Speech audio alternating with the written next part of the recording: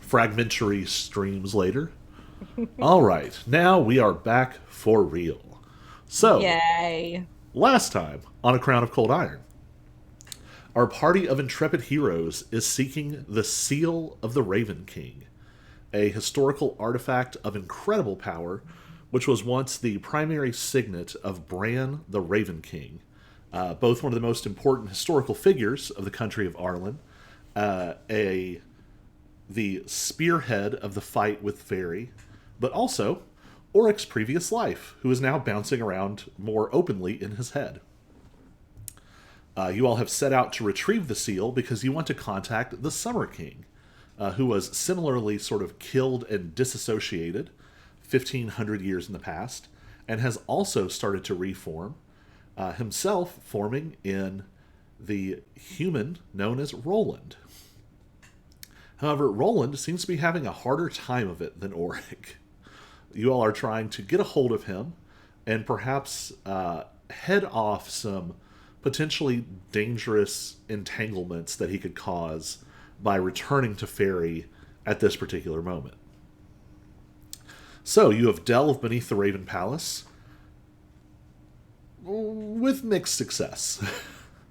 Your first jaunt down here did not go as planned when Auric was struck down by fragments of. Excuse me. Fragments of the Tuathan Knight Mort's power. These sort of only loosely sentient, monstrous figures managed to kill Auric, fully dead for real, not just unconscious. Thankfully, he was carrying a mysterious blessing woven by an ancient hag known as Grandmother, which managed to rip his dying body and spirit out of this world and into Fairy, where he was resuscitated and was eventually able to return to you. Whew, there's a lot going on. So, you all have regrouped. You have met up with Auric's former enemy, current servant, and reluctant cousin, Stultus, who is now in tow. And you all have returned to the Raven Palace, this time focusing on the strange white fire that has marred parts of the extra dimensional space. You tracked it to the prison, a room where you fought against a group of Kingsguard some 5 or 6 months ago now. There you found the brightest and hottest of the flames, which had attracted or perhaps created beings of white fire.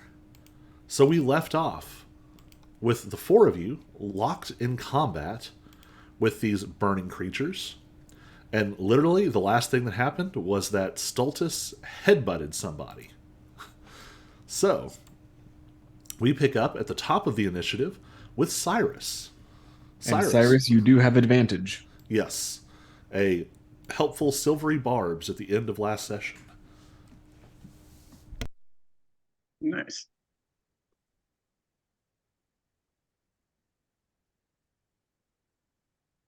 All right, so we've got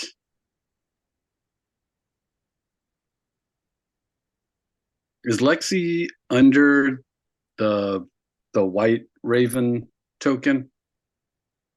Am I remembering that No, right? I'm right next to the black raven. I'm inside. Oh, there's the white raven. Okay. Both of you have white ravens on top of you. Okay. I couldn't see the white ravens. Like, no, I don't. It's catching. I don't see anything.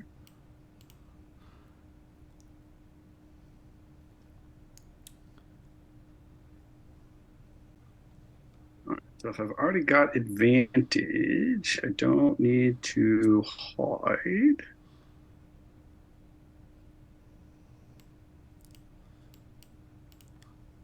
I mean, I don't need to steady aim.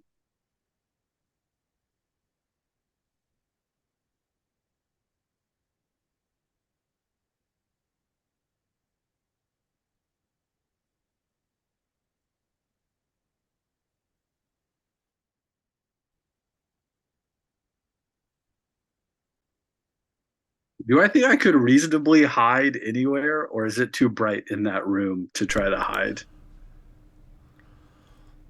Whew. The problem you're going to run into is there might be places to hide, but they are not quickly accessible to you. Okay. Pretty much everything that is like quick that you could get behind is bars. Okay. Oh wait, I keep forgetting because I haven't done it in forever that hex is a bonus action. Yep. We'll just do that. That's how I can use my bonus action. All right.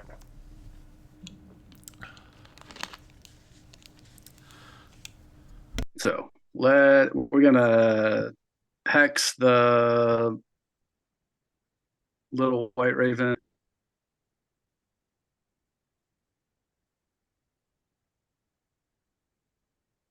Two, three, four.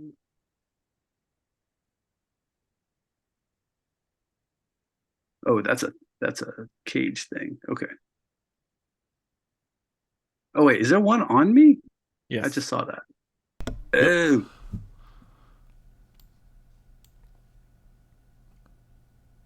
All right, never mind. Forgot there was one on me. These things do bad stuff when they die. Give me an intelligence check.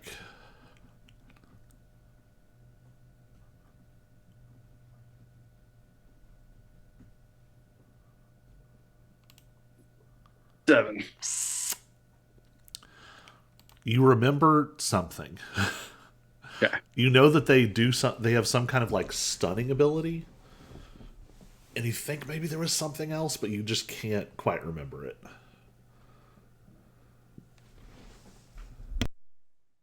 Okay. Okay.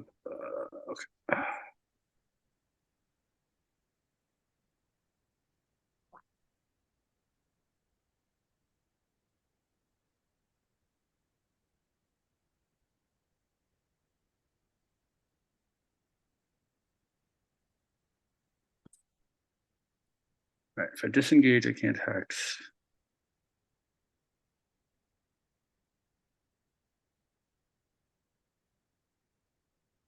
Okay. All right. No, we're just gonna take first swing with ill omen at the one on me.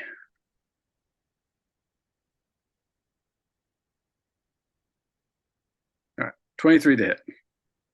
23 definitely hits.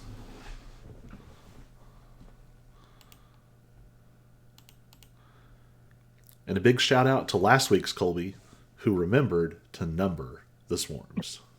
All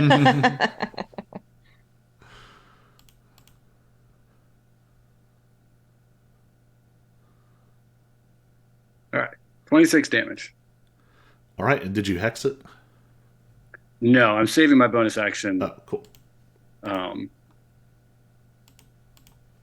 Because if this doesn't kill it, I'm just gonna sword it again. This does not kill it. It does hurt it pretty bad. Although, actually, I guess is that the same damage basically? That is like the same damage. Never mind. Can we say that I hex it? Sure. Okay. 1d6 out of the way. So. And if people Okay. don't like it, they can get in the comments. Extra one. Then we'd know they're actually watching. Yep. Shh. It's a trick. All right. Yeah, it is. It is not on the verge of death, but you can tell that it is hurt beyond some substantial threshold. It seems weaker than it did before. All right. It is Lexi's turn. All right. You are have also one on you and one next to you. under a So raven. Okay, so I do have one on me. Well, then I guess I'll go for the one that's on me rather than the one that's next to me. That makes sense. Glad I know, because otherwise I would have had no clue it was on me since I can't see it. Does one of you have a stun? I don't have anything on me. I don't have any like little dots or anything on me. Right. There's a status effect on the swarm, and I don't know what it's from. Okay, I don't know. All right, what was I gonna hit it with? I was gonna hit it with my spear.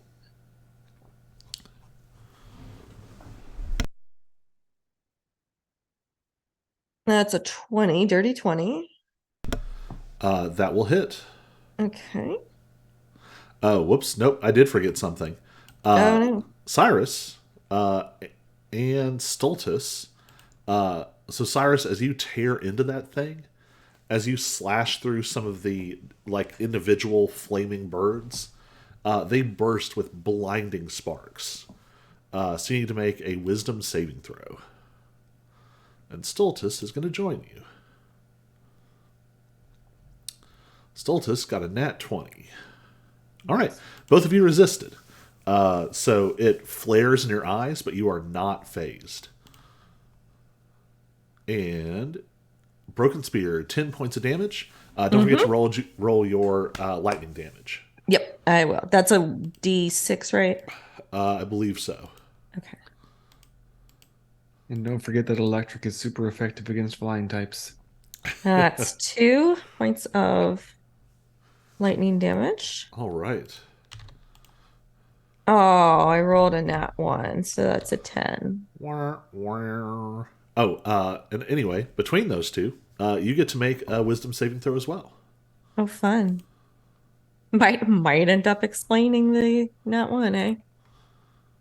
Yeah, that's a 2. All right. We're You so close have to a B. It was so close. um,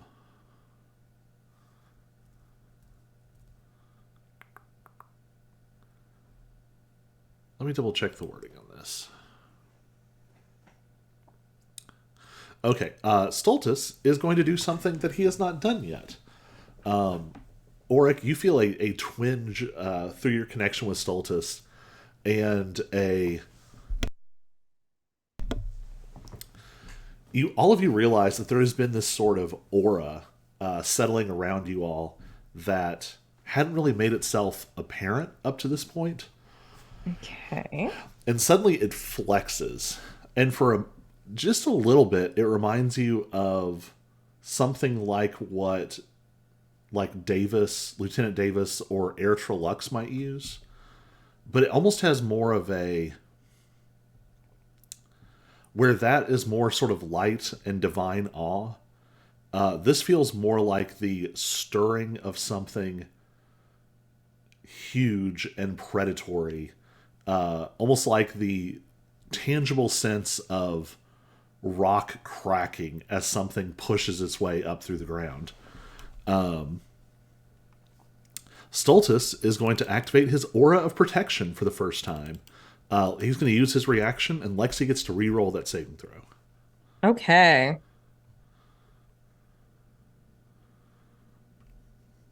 Hey. Oh no! It was so close to a 19, and then it was just like, boop, spin around in a circle. Womp womp. All right. Womp. He tried. He tried. I appreciate the trying. You know? Good boy Stultus is trying to replace scumbag Stultus. Yeah. All right. Well, that He gets an E for effort. that was your attacks. Anything else? No, that's all. All right. Auric, you are up. Okay. Which thing looks the most hurt? Actually, it is the sort of large bird made mostly of fire. The one that is next to Lexi. Okay. The one that I didn't attack. I'm going to cast Magic Missile at it as a bonus action at level 2. All right. 4 bolts. Do I need to duck? So first bolt, 5 damage. Nice. Second bolt, 5 damage. Nice. Third bolt, 5 damage. Jeez. Fourth bolt, 4 damage. That is just enough. What does it look like as your bolts sort of careen around everyone and disperse this flaming bird. I think we decided last time that they take the form of like glowing ravens, so there's a little bit of confusion for just a moment as they fly through the swarms of glowing ravens and just smack it in the face 4 times in a row. All right, and it and just comes apart into white sparks, leaving behind a tiny mote of white light. All right, that was your bonus action. What would you like That to was do as with your action? that was as a bonus action. So as an action, I am going to use Frostbite. Cast Frostbite at the one that is on top of Lexi. All right. So that's a con save of 18 from it. It only got a 16. That means it takes 6 points of frost damage, cold damage, and it has disadvantage on. Oh, it doesn't have a weapon attack, does it? The way it's written, whatever it does is a weapon attack. Okay. Well, it's got disadvantage on its next weapon attack roll before the end of its next turn. All right. And that's me. That's my. Whoops. Put on the wrong one. All right. It is the swarm on top of Lexi. It's going to roll to see if it gets its ability back.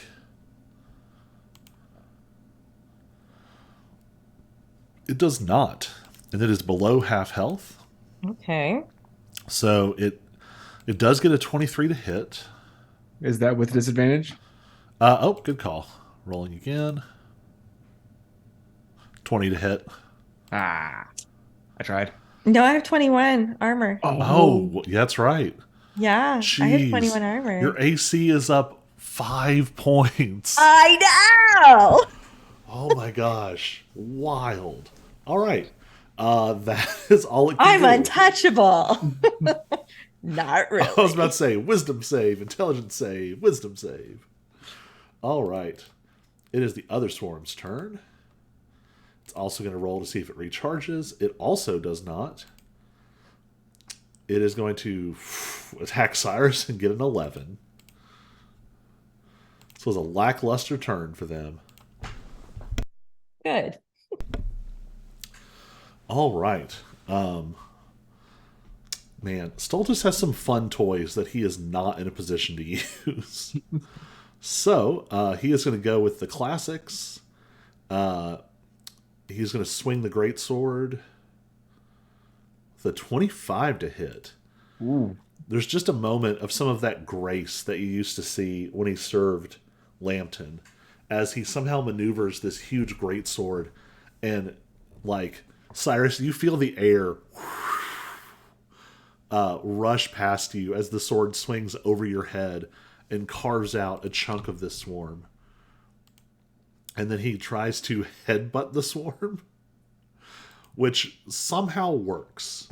There's almost like a phantasmal, like the phantasmal head of some great beast appears for a moment around his head. And you can't quite catch what it is, but there is a trace of dread in its appearance. And with it, he smashes through them and does 14 points of damage. It is quite hurt, but that's all he's got. We are back to Cyrus.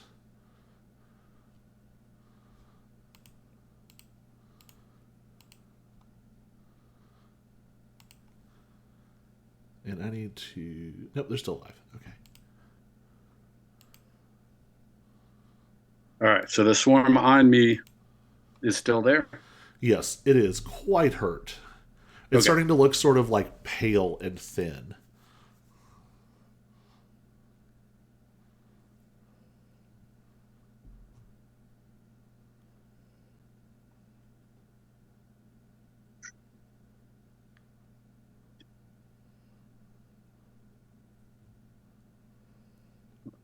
If I disengage and like move up, like move over here, can I still like shoot it? Let's. If you shoot the one, it's not a great place to shoot from. You're going to be shooting through the bars towards Lexi, or you're going to be shooting like through the doorway towards the one you just left. Towards the one I just left. I think if you were like here, you'd have a straight shot at it. Where was that? Here?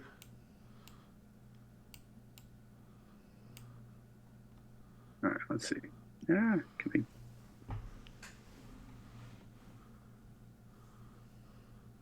Why isn't it not letting me move my person?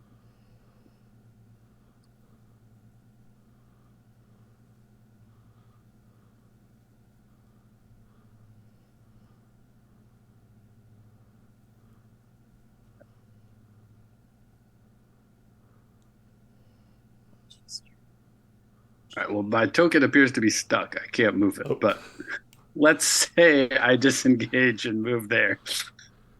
There we go.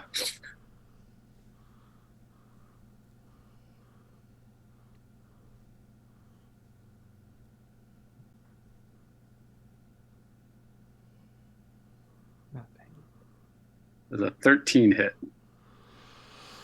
13 is just barely going to miss. Okay. I think I've still got an inspiration point. I'm going to spend it for a reroll. All right.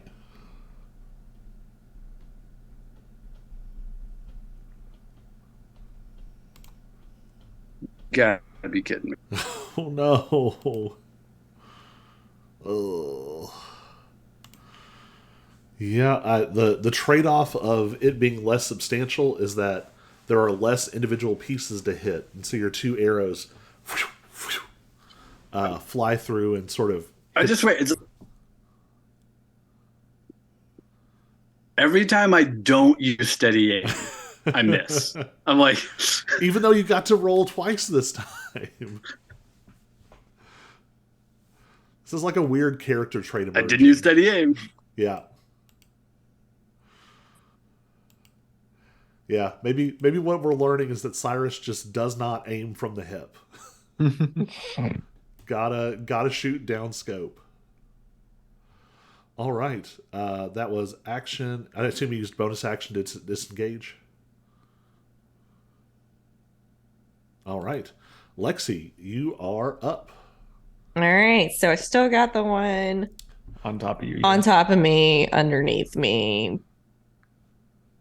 So Oh, I guess that's confusing for you all. Your all's tokens always appear on top, right? yeah. Yeah. Okay. Yeah, that would be confusing. No, but if I know it's there, I can take care of it. Just try and give it just a Alright. little bit of like an aura so it's easier to see. Yeah.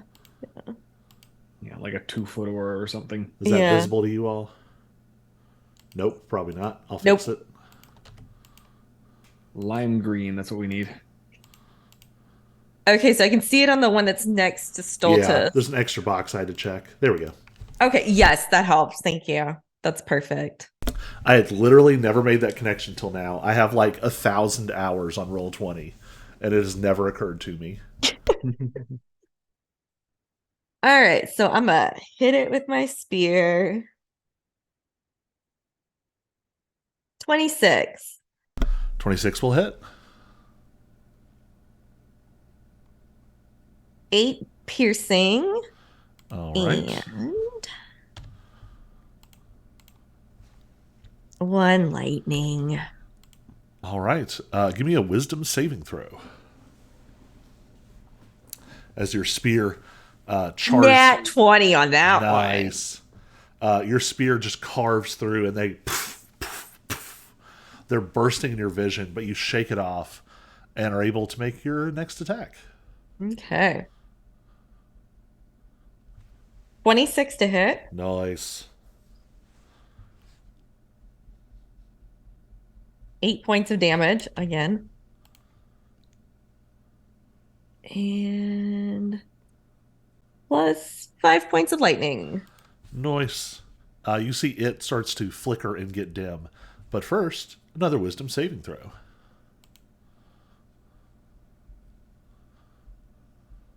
18. You are on fire because you roll. Do you roll those flat? Yup.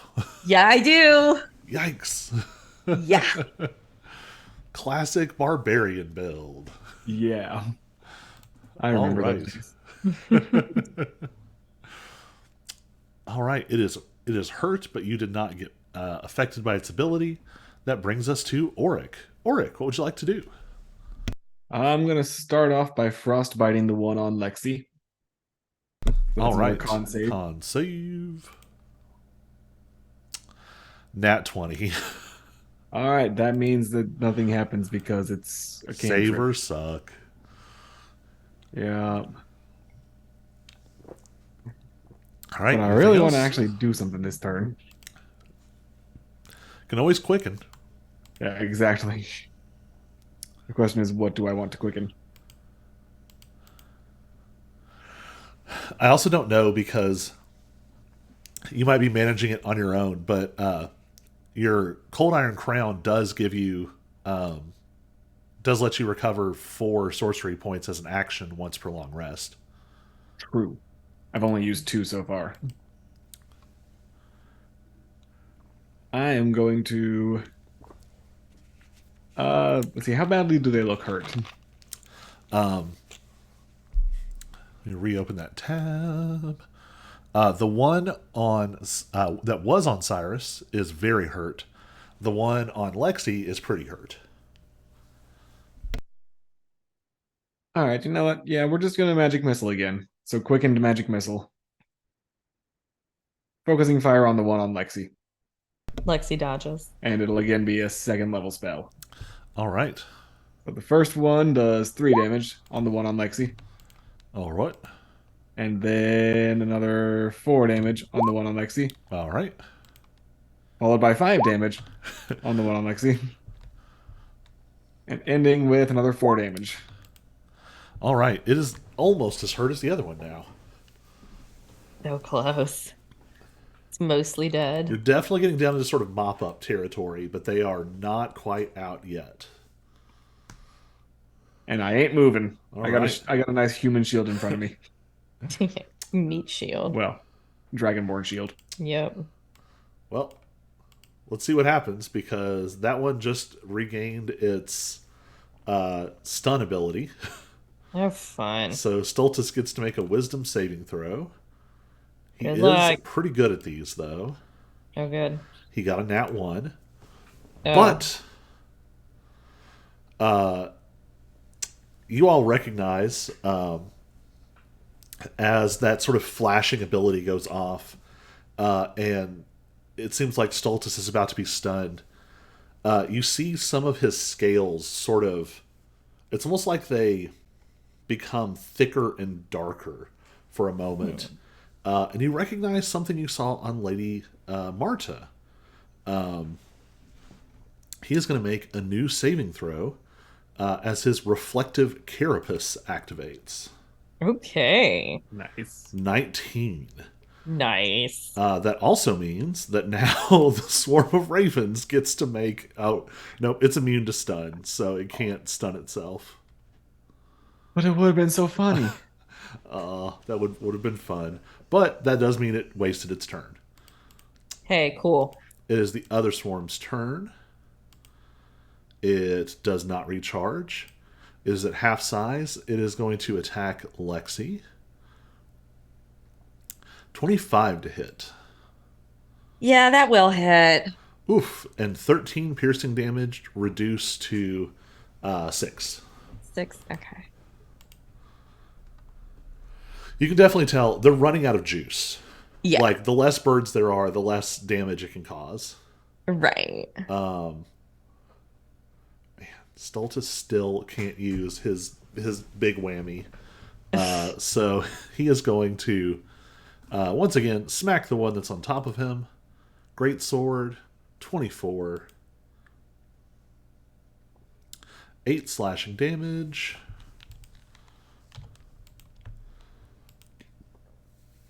His headbutt, 20 to hit.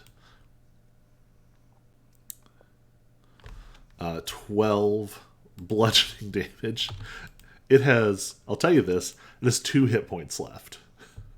2 hit points? 2 hit points. Oh my But goodness. Stultus is out of actions. So it is Cyrus's turn.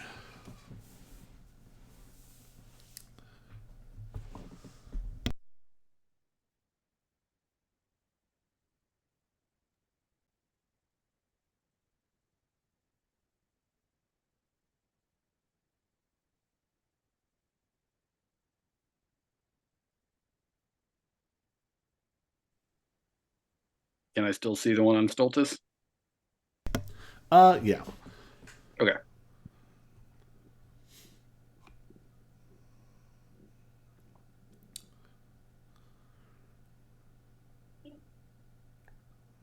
All right. I guess we'll do all the things. We'll steady aim and we'll shoot it.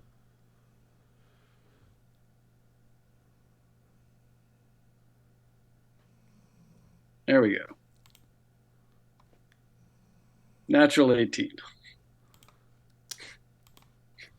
Do you want me to roll my fireball's worth of damage or just call it dead? Only if you would like to. And this is the one on No, top I'm of good. Stultus or the one on Lexi?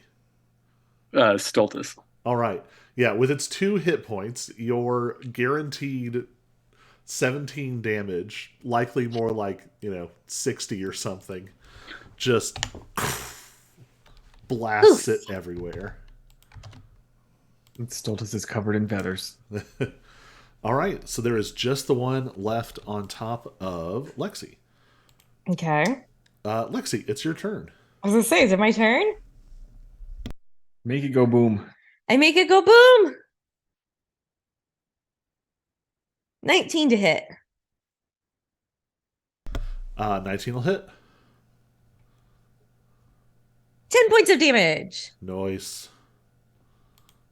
Plus 5 lightning points. It is so very hurt.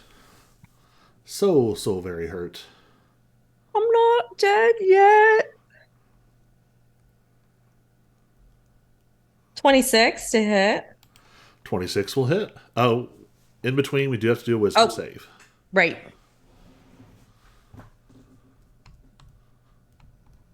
$17 wisdom save. Oh, actually, I guess that saves, but Stultus and Auric get to make one as well. Oh. I don't wanna. 6. Stultus has had his turn, so he's going to give you Aura of Protection. So, Please roll again. Yep. 18. 18 succeeds. All right. For the sake of my sanity, that really should probably be the first time this creature takes damage.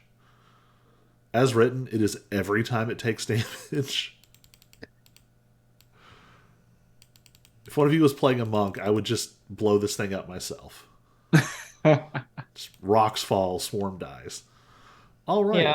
Yeah. So yeah, Lexi. All right, so let me roll that broken spear for you. 13. Wait, did you already roll and hit? Well, I did roll, but I didn't make the. So can I use the previous one? Yeah. The That's saving on throw. me for not. Okay. So that was a 26. Yep. So just roll the lightning damage. Okay. I don't remember how much the original damage was. It was 8. It was 8. Okay. So I didn't need to roll that one again. Let me just roll a 6. And I got a 6. How do you want to finish it? Stabby, stabby, stabby, stabby, stabby, stabby, stabby, stabby, stabby, stabby. As you make these sort of repeated stabs,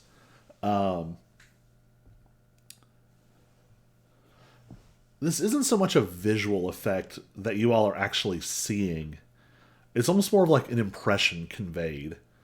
After a moment, it seems less like this sort of stabbing of a spear, and it almost feels more like there is a very active, like heavy black storm cloud above this thing, and small bolts of lightning are just shearing through it, and they are.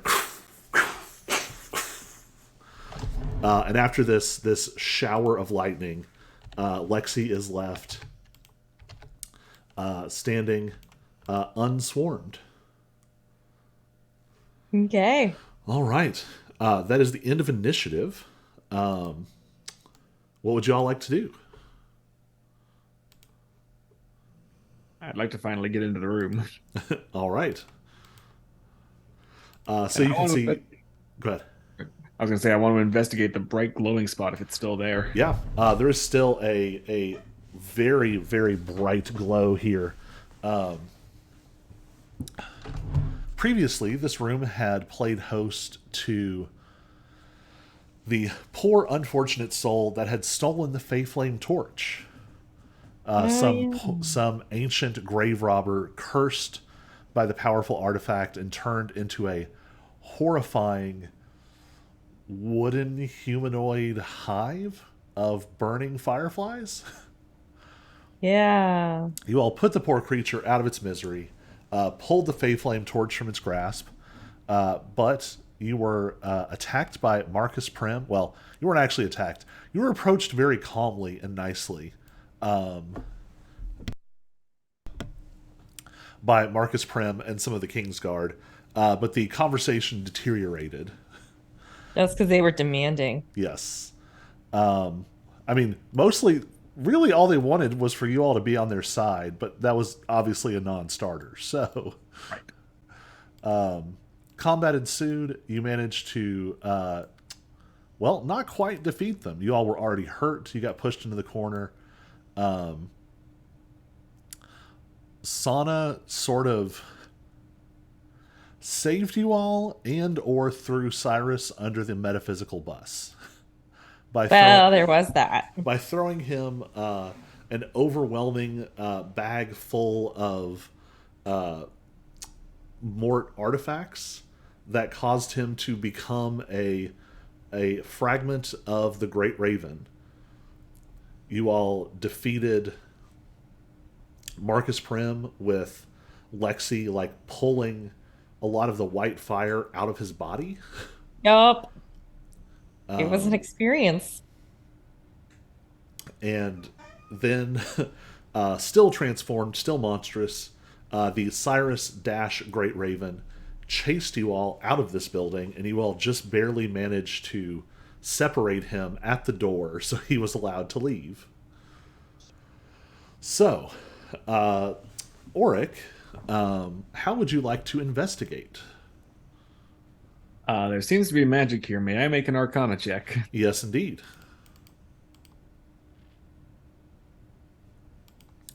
It has a 12. So with a 12, here's what I'll tell you. What's happening here feels less like Arcana, and something that's probably closer to religion.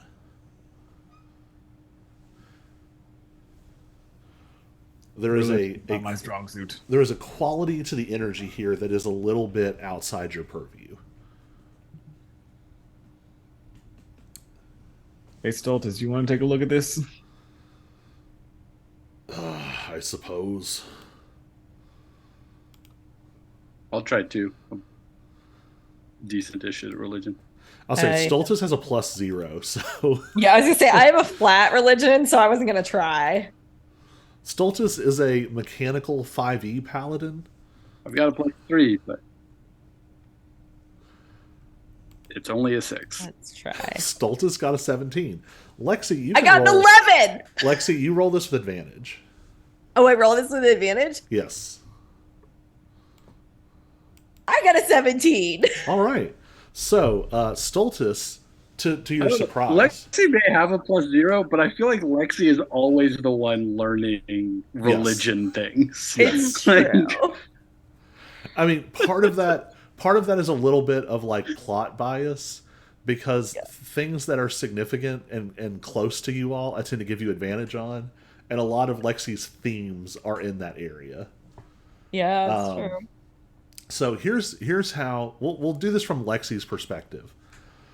So, Auric, you investigate. You come up with nothing. You don't quite know what this is. It's a different wavelength of energy than you're used to. Cyrus, you look at it. You come up blank. It also feels unfamiliar to you. Stultus, surprisingly, Lexi, you hear him start to explain. He sort of sniffs, like,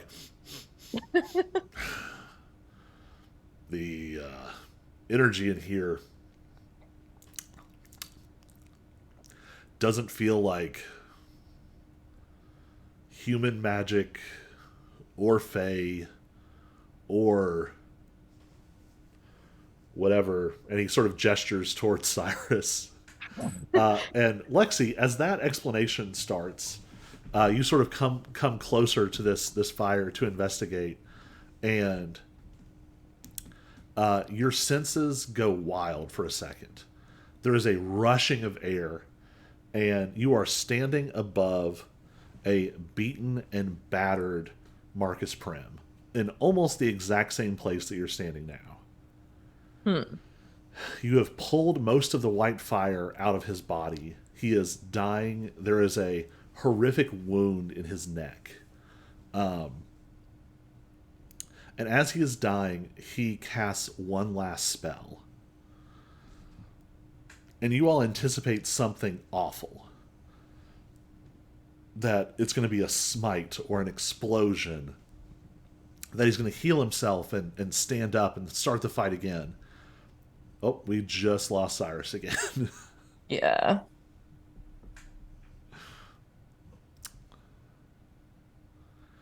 Do do do do do do do do. Well, I guess we'll catch him up. There's always the recording. There's always the recording. So this heavily wounded Marcus Prim casts this spell, and he expects something wild to happen, and nothing happens. He just sort of talks, seemingly to himself, for a few seconds. And then Marcus Prim falls down and dies at your feet. Cyrus is overwhelmed by the great raven energy, and you all are chased out of here on the edge of a storm of death and war. You all gather yourselves, you stumble out of here, manage to go home and heal, and put the Raven Palace behind you for a while. But only a few hours after you left, there's still some fires burning in this room between Oryx's magic and Lexi's white radiance and the things that Marcus Prim was throwing around. Parts of the room are still cherry red hot and glowing. And something stalks through the sewer outside. It shambles. And you get the impression it should be bigger than it is.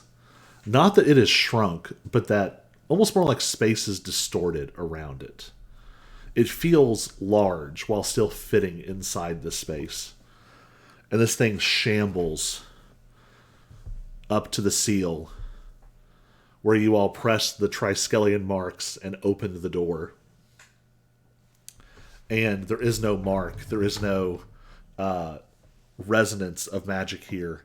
Instead, there is this blinding glow of radiant white-hot magic and a fist with the force of a missile doesn't just knock one of the doors off its hinges, but the door itself like partially crumbles and it pushes its way inside. And you can see, you notice as you sort of witness this, the places where it steps, every so often it leaves behind a pool of burning white radiance. The same still flickering sparks that you passed on your way into this room again. It shambles down the hall, some poor cursed creature goes to attack it, driven by some artifact that you never found. And again, a flare of white light and just a titanic fist. And the poor cursed thing and the artifact that drove it are both blasted away. And the creature continues to shamble. And it reaches this room. And a single column, like a cone of burning white light, sweeps over the room. And it settles on Marcus Prim. And the creature shambles over to this body that's only faintly cool at this point. And with very little preamble, it reaches into its own frame, into some horrid, stinking, necrotic wound in itself. And it pulls out dripping white fire. And it shoves it physically through Prim's chest. It pulls its hand back, leaving a blasted mess of bone and viscera. And then, within a matter of seconds, with a sort of horrid organic nature, that white fire pulses through the body. And you see the wound, this new mark, stitch itself shut. And it's sealed now with scarred flesh and flickering white light. But Prim doesn't stir yet. Instead, the creature grabs this unconscious form by the hair and just starts to walk out, dragging it out of this place, leaving more and more of this fire behind it as it walks. As it passes the bodies of some of the other fallen Kingsguard, it trails out a hand and sort of... It's hard to explain how fire can be liquid, but almost sort of slimy tendrils of white fire trail behind it, catching these bodies and performing a similar act. They start to fill up with white fire. Their wounds are stitched. They look like restored pottery in the charnel madhouse of some ancient and horrible god. And with these streamers of viscous fire behind it, and Marcus Prim's head dragging his body along, it trails back out. And then you see sort of a fast-forward montage. The white fire doesn't so much go away as it disperses. It sort of bleeds into this space. And you see the fragments of Mort's power that were guarding this place come into contact with these motes of baleful fire. And they are instantly corrupted. And the fire continues to burn in this place until you see that all of them are touched. And the last thing you see is a huge looming silhouette up in sort of the hidden arches of this dark throne room. The rafters. There is a massive dark figure up there. But you can see it from this burning of one massive white eye. The same eye that has been very occasionally haunting your sleep of late. That one.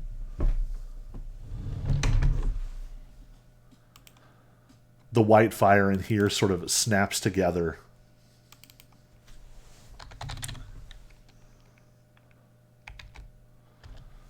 Let me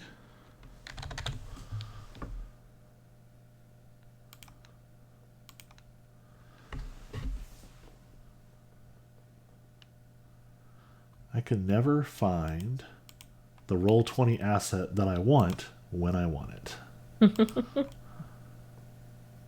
course not. That would just make sense.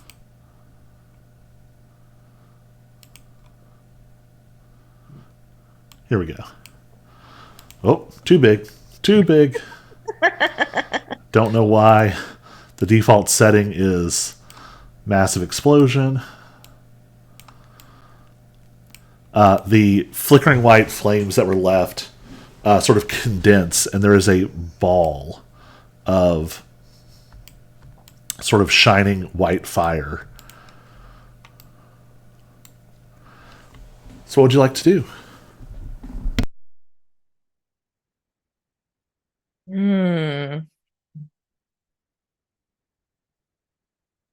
Because this white fire is like corrupted. Because it's from the creature, like that's what I'm understanding, is that it's leftovers from all that. That is the impression that you have. Okay. Just for fun, give me another religion check with advantage. This will be some high-level synthesizing of information.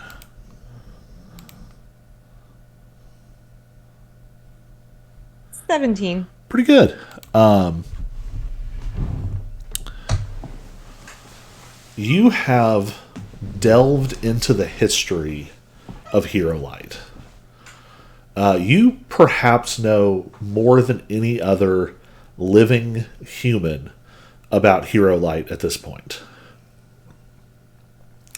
You have looked into these ancient records of what happened, the myth, the lore, the poetry, the art especially.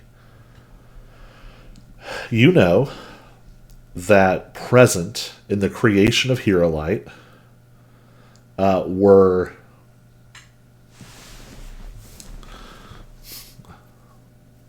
I think you have gotten all this information. If not, this is a free bonus. You remember that there was a human warrior or chieftain or something. There was an angel. There was some kind of goddess is not quite the right word, but it's close enough. There was Lou, as you came to discover. I think that was it. I think I got that right. Just the 4? Yes. Okay. This other creature was not involved. Okay. So it seems like you're missing a piece here. Okay. There's something to the story that you don't know, but you're pretty sure this creature was not part of creating the hero light that you use. Right.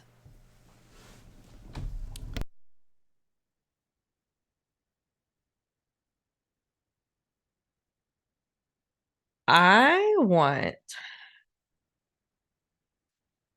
Do I poke it with my light shard or do I poke it with my spear? Man. Spear's got more distance. I can kind of hold it out. Yeah, that's what I'm gonna do. I'm gonna Caveman response. Poke it with the pointy stick. I mean, I've already done like the best investigating I can, really. So you're going to poke it with the stick? I'm gonna poke it with my broken spear. This condensed sphere of white fire screams.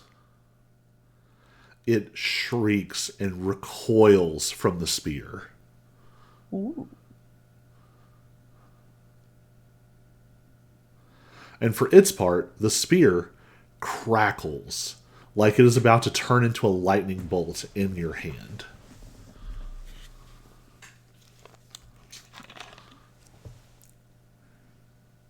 Is there a way for me to attach my light shard to the spear? I guess I could, because I have like a paracord. Just wrap it around and poke. That way I have some extension. Which light shard? The angel feather or the eye? Oh man. I love Lexi's just poke stuff with stuff approach to magic. It's so much fun. Because the angel feather is the one I got at the Hall of Light, Yes. right? And then Marcus Prem is how I got the eye. Yes.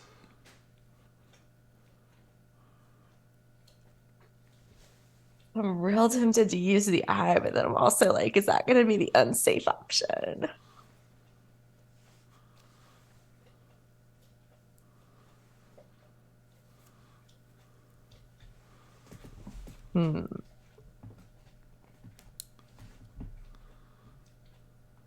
Maybe I'll try both. If nothing happens. Yeah, I think the eye sounds interesting. Yeah, I was say- going to say, I think the eye sounds really interesting. So I think I'm going to go with the eye. So you're going to try and attach the eye-based light shard to the spear. Here, use my quarterstaff because I have one of those. Okay. apparently. Yes. Something. Well, I mean, what I want to do is I want to poke it, but I want to have it like kind of at a distance. So maybe I should use the quarterstaff or something that's not a highly charged weapon. All right. So are you going to just like use some duct tape or something and just... Basically, I know I have paracord, like a paracord bracelet in my inventory, so I can kind of make something. All right. Yeah, this is not... I mean, you're not like stabbing something. It doesn't have to hold up super well. Right. It's more that I'm just trying to extend it so that I'm not like right up against it. I'm trying to give myself a little bit of distance.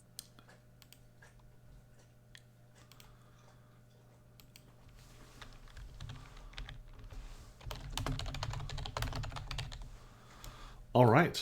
So as you extend it outward, the little sparks of light that have fallen around the room start to quiver.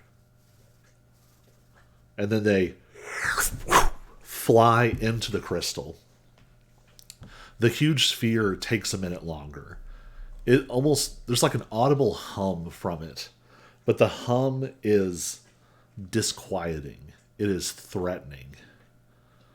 But it sort of hits a certain note, and then it too... And the crystal is shining painfully bright. You actually see the end of the quarterstaff is blackening a little bit. Sorry, I'll buy you a new one. There's a stick.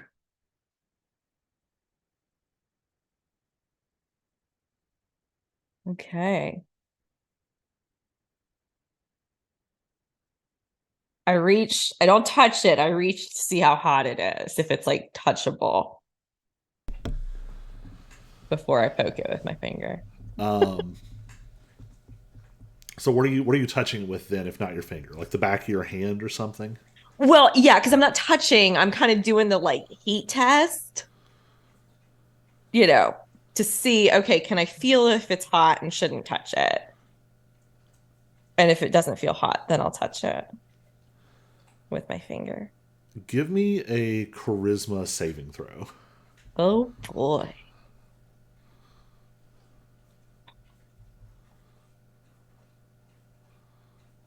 15.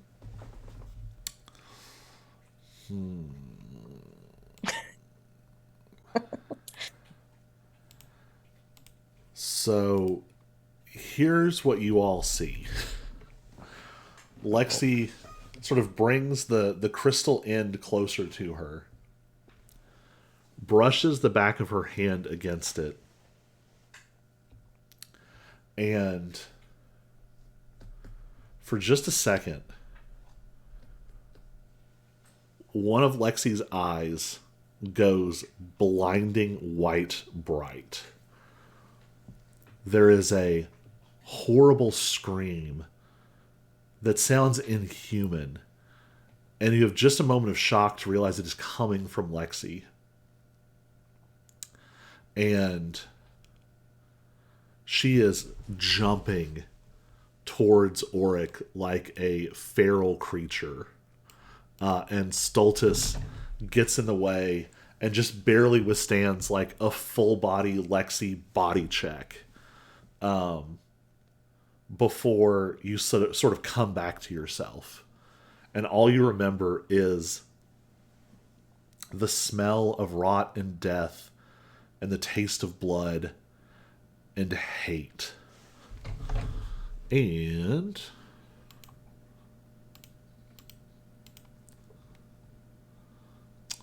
you take 5 points of necrotic damage. Okay. A wound opens up like across your torso. Ooh. It is not quite as deep.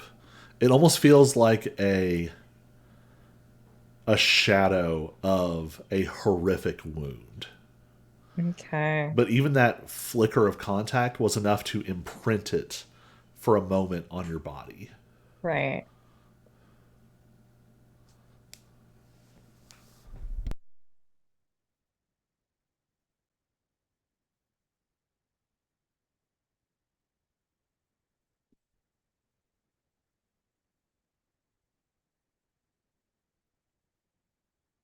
So that was a thing. That was a thing. Yeah, I'm taking notes. Sorry. Starting to think that might have been a mistake. Yeah. The touching or the like getting the fire absorbed? Yes. Okay. Yeah, it was pretty awful. I guess we swapped stories as to what our experience was. See, I don't think I want to touch that again. Good call. Good call. So how you getting it off the stick then? Put gloves on. And knock it off the stick. I mean, it's not on there like super, super hard.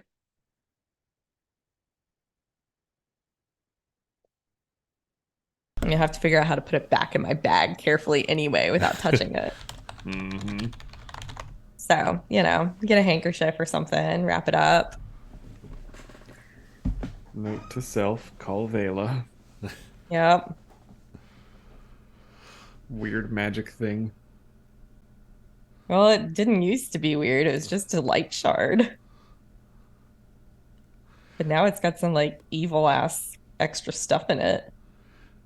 I mean, that one has never had a good vibe. For That's sure. true. That's true. And I think you might have just powered it up. Okay, you're probably right. Have you ever tried touching the two shards together? I'm trying to remember if I have. Like, I really am. Like, because that would be something I would do. Just take them together. I always forget that I have Marcus's light shard. Like, because just for me, like getting mine was a much more like bigger experience than getting Marcus's because it just was like on the floor. So kind of forget I have it. So I don't know that I've actually done that. Do I dare?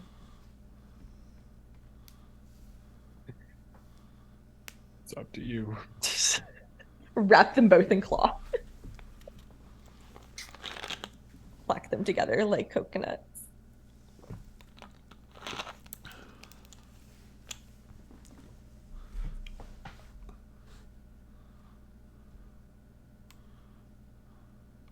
Or have I caused enough damage today? I don't even know. You don't even know. All right, so what have we learned in here? We've learned how, because I'm sure that I've like shared what my vision was. So we've learned how the thing got in here. and that it's not in here anymore. That somehow Marcus like fucking summoned it with his last breath and got revived by it. Like he's kind of semi-zombified now. Maybe not quite a zombie, but Hero light zombie. hero light zombie in a way. But evil hero light zombie. Not good hero light, bad hero light. Yes. And that somewhere in the rafters is a dark figure with a glowing eye. Yes. In my throne room. in your throne room, which we are not currently in.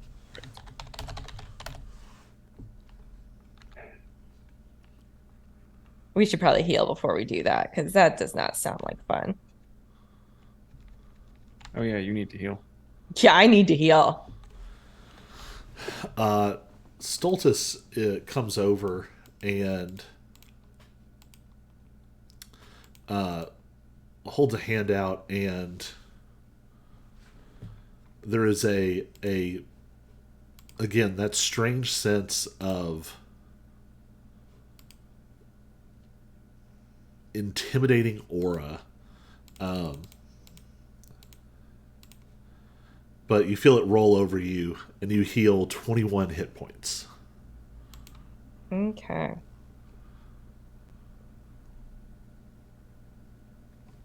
Well, it puts me at 77 out of 113, so that's better.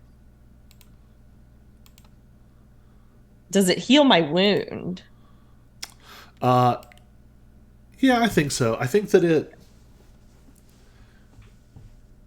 You definitely get the impression that this could have developed into a cursed wound, Oh, fun. Okay.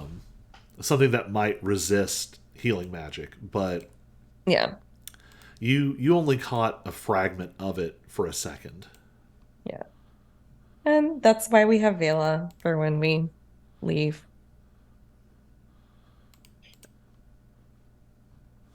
For all your cursed magic boo boos. All our cursed Yeah. magic boobies. Yes. Might need an exorcist. Might need an exorcist for a few things. All right. Well, I feel better now that we have eradicated, or at least, Contained? yeah, We've contained some stuff. yes. And the thing that made the footsteps isn't here. I feel good about that. Do I need to be like doing a sweep with the eyeball as we exit this area for the extra light? Or was that only in here? Because I can't remember now. Or is that too dangerous? This is not The the look Joe's giving me. well. This is not the first time that you have pulled light with. Yeah, with the shard. Yeah. Question is, if you want to pull the light, do you want to pull more into the eyeball? I know, because then I'm like, okay, if I pull the white light into my shard, will that corrupt my shard? Because, like, yes, the eyeball is dangerous, Mm-hmm. but This light could be as well. but the light could then corrupt what my feather, and then Mm-hmm. that could be bad. Or my feather could overtake it and cleanse the light, for all we know. Mm-hmm. Or, you know, yes, the eyeball gets very powerful, but we find a safe place to keep it because if I'm not using it, since we clearly know that trying to use it is a bad idea. Wonder if there's a way to cleanse the light shard. Aw. I don't know.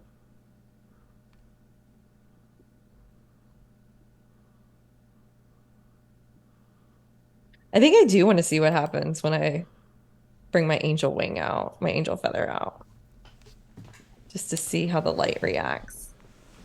Because maybe I did do that. Maybe I did absorb some of that. Did I do that before I had the eyeball? Did I absorb light into that shard? Gosh, I don't think so. Because so long ago. I mean, like, the Raven Palace was like the third or fourth story arc. Yeah. Maybe fourth or fifth, but it was relatively early. Yeah.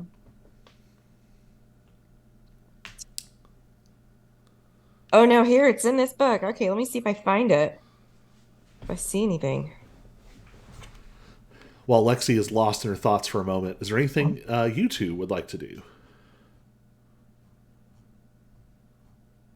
In this room, not really. there anything you want to examine sort of on this hall?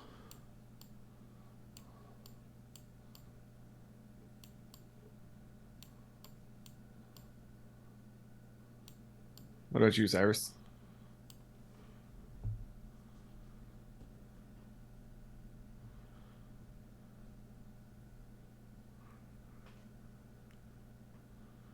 Don't think so. I know the other end of the hallway was the that one blessing room.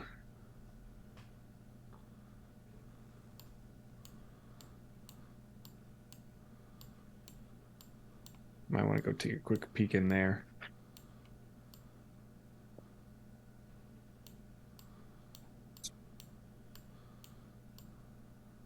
Oh, not through one of these doors, but all the way at the other end. Yeah, all the way to the other end.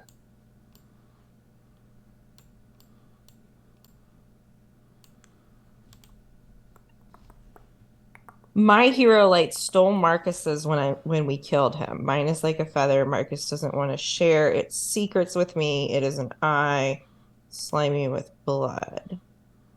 Okay, my hero light reaction cannot be used to detect others. Those are the notes that I have. So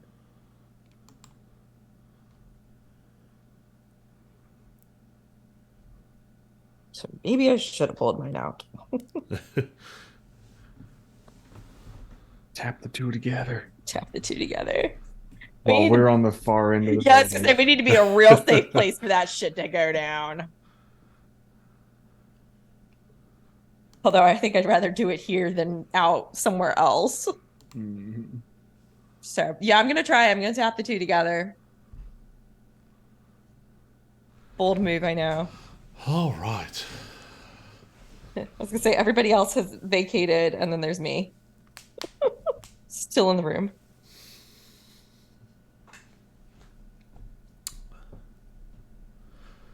Give me a religion check with advantage.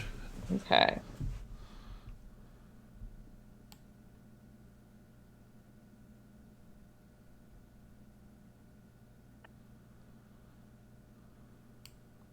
$16. All right. Fortunately or unfortunately, this combination does not seem as volatile as perhaps some other options. Instead, as you draw them closer to each other, it's almost like you become aware of two loud, sustained sounds, each with its own pitch. And as they get closer to each other, they become louder, and you can hear that they are dissonant with each other. They are just the wrong interval that just sounds the worst, like a third of a step. Yep. But there is no explosion or anything. Okay.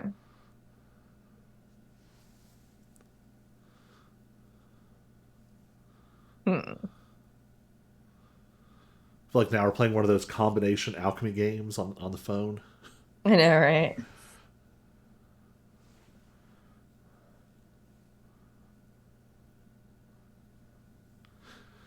Do you want to try anything else?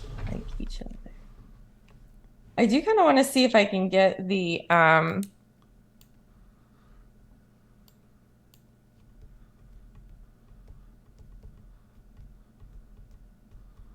brain. I do want to see if like I can try and absorb the light with my hero light shard, my feather. So you're out of light in this room. You're going to have to go to one of the other Right. spots. Yeah. Hey. Come along, dear. Oh. You don't want to move? What? I'd like to move. My mouse is like, what's moving? No. Come on, let me touch the damn thing. Nope. Ah, suddenly I'm out in the hall. So Okay, somehow. it does a weird thing where I just need to turn off the 3D walls because they Oh, look better, but they screw up the mapping. okay. So yeah, sometimes you can like if you were to go up right now, you'd probably also get stuck in the wall. Okay. Yeah, so you bring your hero light shard out to these sort of flickering specks of light.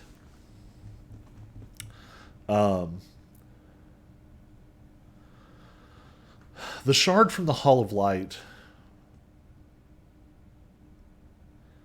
it's able to pull this light, but it's slower and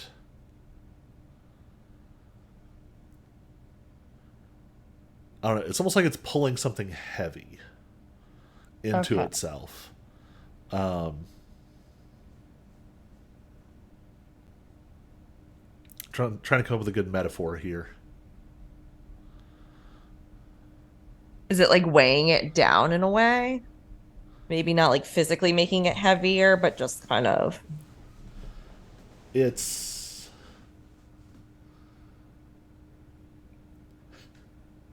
so sometimes when you're messing with computers, you can open a file with the wrong program, but it kind of works. Hmm.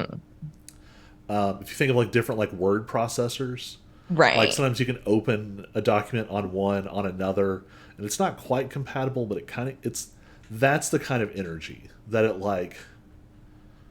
it can sort of do it, but Okay. it is not the tool that seems the most fitting.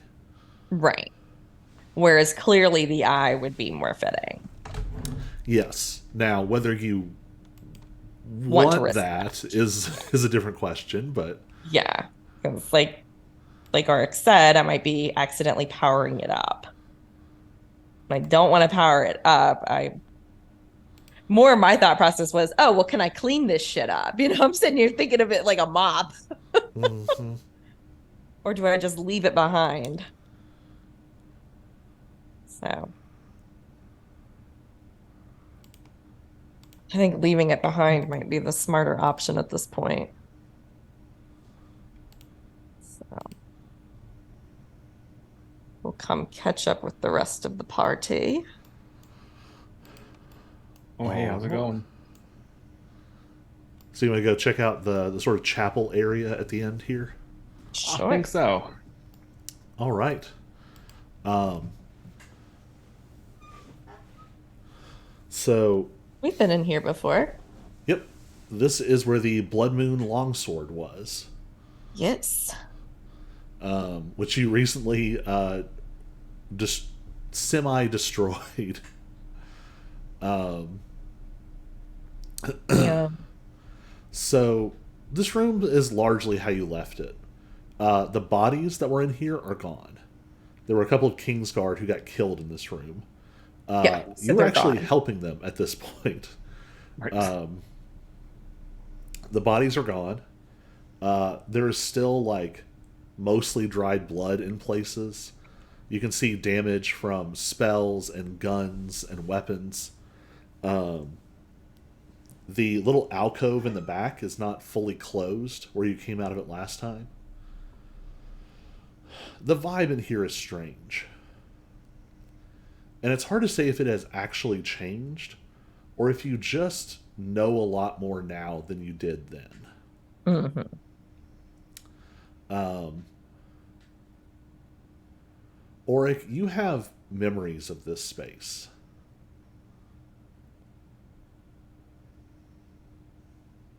What would you say Brand's sort of devotional relation to the lady is or was? Was um I'm not gonna say reluctant, but Cautious.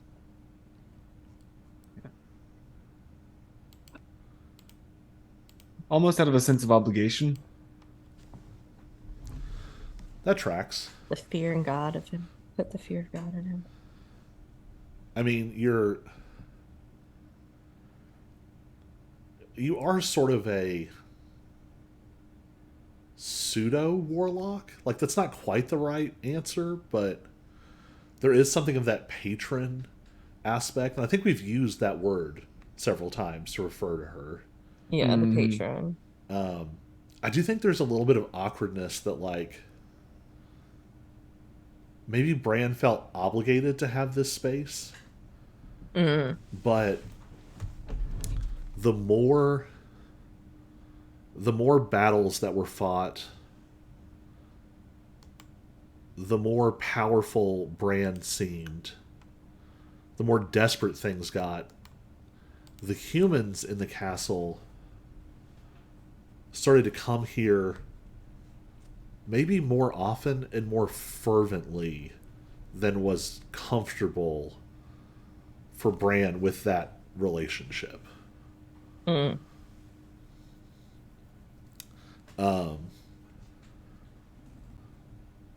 And just for fun, Cyrus, you get to give me a religion check with advantage.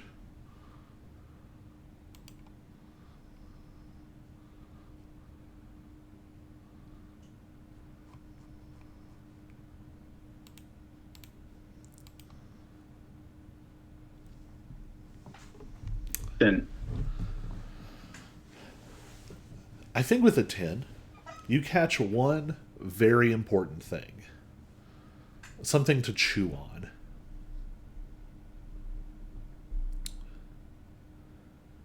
This room doesn't feel like Mort, which is kind of strange to say. What has been Cyrus's understanding of the relationship of Mort and the Morrigan?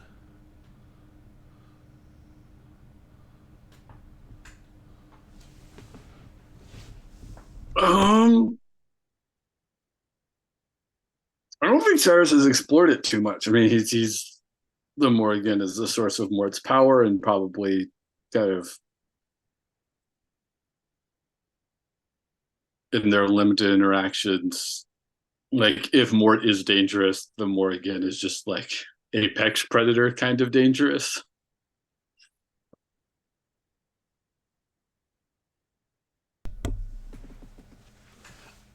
I think something crystallizes here that while while Mort's power has some of its roots in the Morrigan, that was a really long time ago. And I think maybe it feels clearer because you can instantly feel your connection to Mort. You can feel your connection to Alex and to Sana. You can feel it to the artifacts down in the bottom of your bag that you don't dare bring out, to the artifacts that you wear all the time.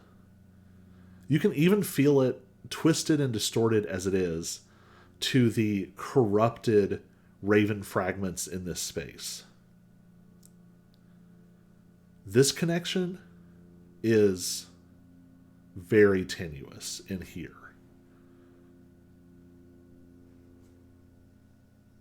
Something about that feels important, but on a 10, it's hard to name.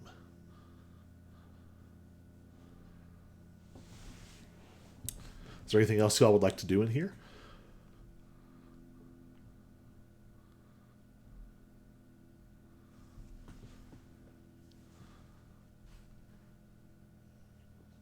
yeah. All right. Well, I'm going to close us with a simultaneous scene happening elsewhere. Fun.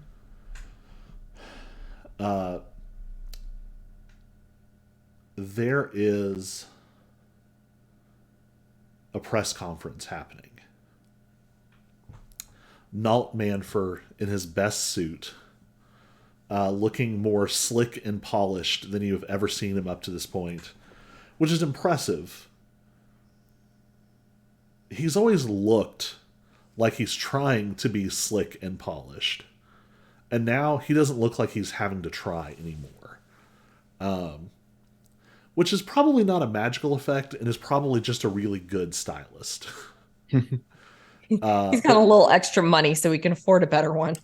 Yeah, he's answering some questions or something about his campaign, and some of the Kingsguard, including Shane Allowen and Marcus Prim, are sort of standing in the background. And we see sort of split our screen three ways. We see Lexi taking the broken spear and poking it towards this condensed ball of white fire and the horrible scream that follows. The same moment that there is that scream, we see a glimpse of a half-hidden silhouette, huge and hulking, in the darkened recesses of a massive cave. You can hear water smashing against rocks nearby. And that scream echoes out of the mouth of this huge creature, and it shakes the rocks. And there is a flickering of white light and shadows as this head sort of writhes and casts these strange shadows across stalactites and stalagmites. And at the same time, at the press conference, suddenly Allowen and Prim and a couple of the others, almost simultaneously, for just a moment, are pained by something. And very quickly, some Manfer PR person hops up and is sort of distracting with something on the other side of the stage. But for just a second, you can see a sort of diagonal blood pattern bleeding through each of their shirts as some unknown titan howls in the dark. And that's where we'll come back next week. All right. Okay. Is everybody good for next week? Yes. Yes. Cool. All right. We will return. Oh, go ahead. We're at Okay. Then we will look at other options. All right. Well, I'm going to get us off the stream and off the recording. And we will catch y'all next week. Bye, Internet. Bye. Bye.